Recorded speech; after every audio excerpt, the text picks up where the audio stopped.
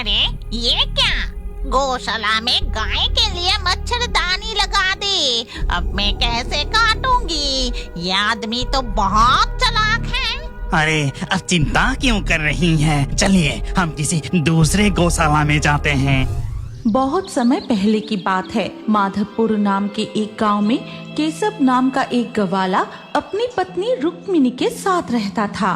कपिला गाय के दूध बेचकर ही उनका घर चलता था। यहाँ तक कि इस गांव के ज्यादातर लोग गाय पालकर ही अपना गुजारा करते थे। अरे कपिला, तू इतनी हिल क्यों रही है? शांत होकर खड़ी रहना। मुझे दूध दोहने ही नहीं दे रही। अरे तब से तू बस हिलते ही जा रही है।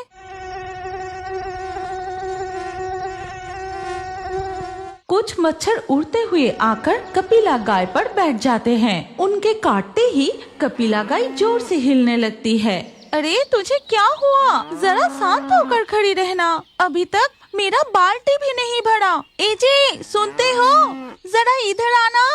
रुक्मिणी की आवाज सुनकर केशव आता है। देखो ना, कपिला मुझे ठीक से दूध दोहने ही नहीं दे रही है, इधर उधर हिल रही है।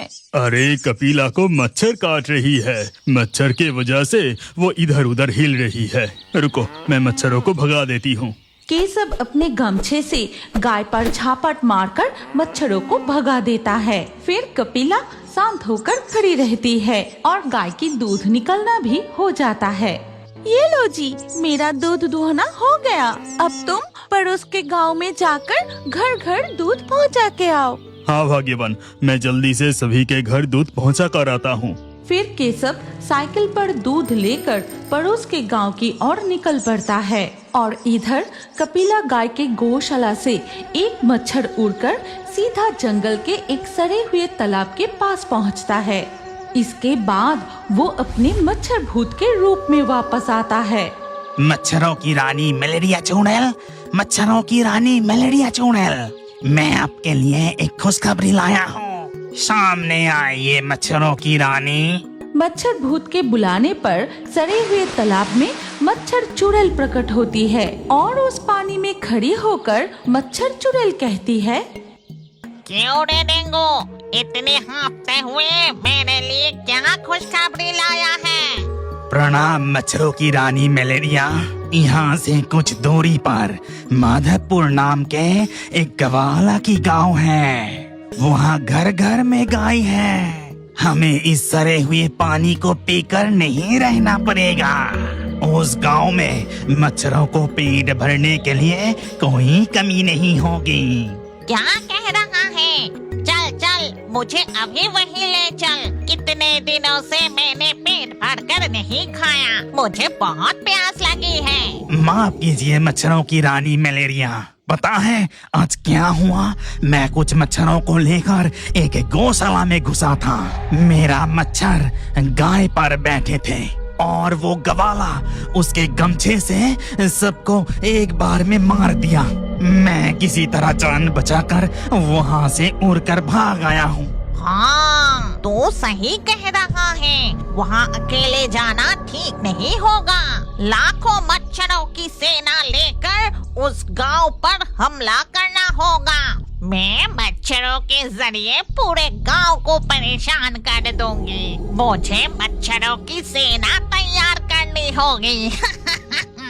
ये कहकर मच्छरों की रानी मलेरिया चुड़ैल डेंगू को मच्छरों की सेना तैयार करने की योजना बताने लगती है।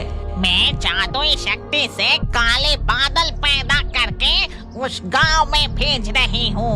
बारिश के बाद जहाँ जहाँ पानी जमा होगा वही मच्छर जन्म लेगा। मच्छर चुड़ैल जादू करके बादल लाती है। फिर वो बादल माधवपुर में जमा होकर मूसलाधार बारिश शुरू कर देती है। चारों ओर पानी जमा होने लगती है। इस वक्त अचानक काले बादल आकर इतनी तेज बारिश कैसे शुरू हो गई? अभी तो देखा, आसमान बिल्कुल साफ था। शाम होने को आई, मेरे पति भी अभी तक नहीं लौटा। रुक्मिणी की बात खत्म होते ही केशव भीगते हुए साइकिल लेकर घर लौटता है और घर के अंदर आकर कहता है, पता नहीं अचानक कहां से बादल आकर बारिश शुरू हो गई। आज बुरी तरह से भीग गई। ओहो।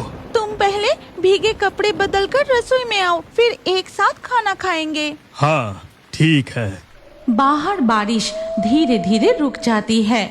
फिर रात गहरी होते ही जब पूरा गांव सो रहा था, तब डेंगू मच्छर भूत और मलेरिया मच्छर चुड़ैल उड़ते हुए माधवपुर गांव में पहुंच जाते हैं। डेंगू, तूने तो मेरे लिए बहुत अच्छी खबर लाई। इस गांव में तो घर घर में गाय हैं।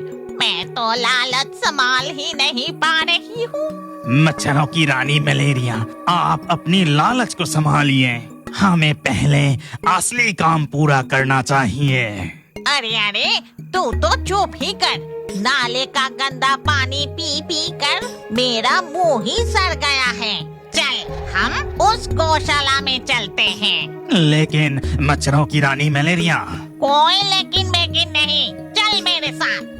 ये कहकर मच्छर की रानी मलेरिया चेले डेंगू को लेकर केशव के गौशाला के पास पहुंचती है।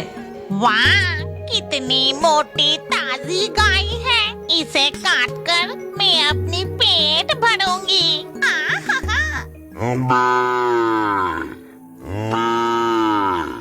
अरे, हमारी कपिला गाय को क्या हुआ? इतनी रात को क्यों चिल्ला रही है? अरे कुछ नहीं, लगता है उसे भूख लगी है। मैं सुबह उठकर उसे पेट भरकर खिलाऊंगी। अभी तुम मुझे सोने दो।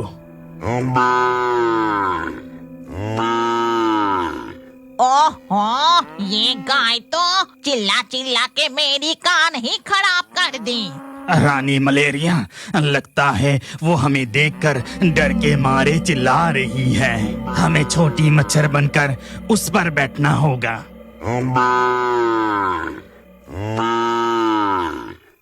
जी, जरा एक बार जाकर देखो ना, कपिला क्यों चिल्ला रही है? उसे भूख लगी तो घास देकर आना। हाँ हाँ, जाता हूँ। केशव उठकर कमरे के दरवाजा खोलते ही उधर मच्छर चुड़ैल और मच्छर भूत।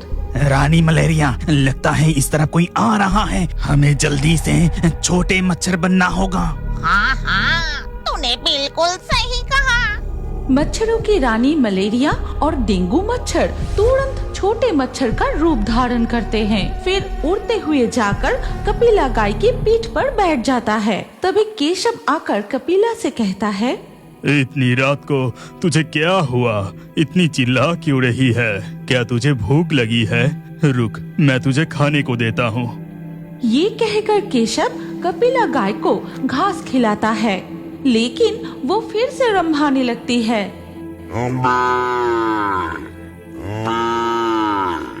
आज तुझे क्या हुआ कपिला? आधी रात को तू ऐसे कभी नहीं चिल्लाती। मैं अच्छे से देखता हूँ। केशव अच्छे से देखते ही उसे नजर आता है कि 2 मच्छर कपिला को काट रहा है। अच्छा, आप समझ आया। ये बदमाश मच्छर तुझे परेशान कर रहे हैं। रुक, अभी मजा चखाता हूँ। फिर केशव गमछा लेकर कपिला के शरीर पर एक झापट मारता है और तुरंत ही दोनों मच्छर वहाँ से उड़कर भाग जाते हैं।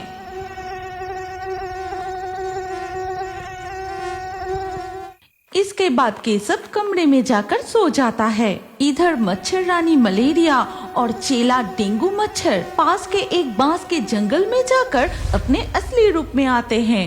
अरे बाप रे, उस गमछे की झापट से मेरी हालत ही खराब हो गई। रुक, मैं अभी मजा चखाती हूँ। ये कहकर मच्छरों की रानी मलेरिया पूरे गांव के जमा हुआ पानी में जादू करके मच्छरों से भर देती है। फिर धीरे धीरे सुबह हो जाती है और केशवपुर में मच्छरों का आतंक बढ़ने लगता है। हाट, बाजार, चाय की दुकान और घरों में भी हर तरफ मच्छर भिन भिनाने लगते हैं।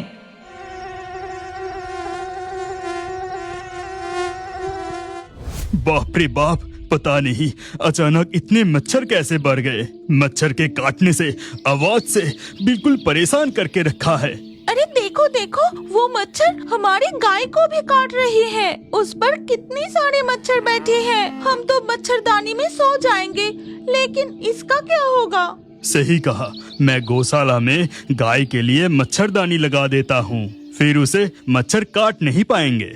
इसके बाद केशव और रुक्मिणी अपनी कपिला गाय के लिए मच्छरदानी लगा देते हैं। उसके अंदर कपिला मजे से रहने लगती है। लेकिन उस दिन रात गहरी होते ही मच्छररानी, मलेरिया और डेंगू गौशाला के सामने आते हैं।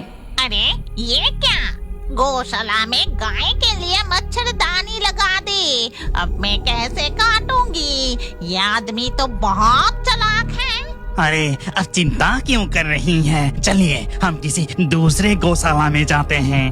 मच्छर, चुड़ैल और डेंगू भूत उड़कर दूसरे गौशाला में चले जाते हैं। फिर वो छोटे मच्छर बनके गाय के ऊपर बैठते हैं। इस तरह हर रात एक एक करके अलग अलग गौशालाओं में जाकर गायों को काटते रहते हैं और गांव के सारे गाय बीमार होकर दूध देना बंद कर देती है। अचानक गांव में इतने मच्छर कैसे बढ़ गए? घर घर में सारे गाय बीमार पड़ रही है। हमारी गाय भी दूध देना बंद कर दी, अब घर कैसे चलेगा? पड़ोसन लता की रोने की आवाज सुनकर केशव और रुक्मिणी वहाँ आते हैं। उदास मत हो लता, तुम भी हमारी तरह गौशाला में मच्छरदानी लगा दो।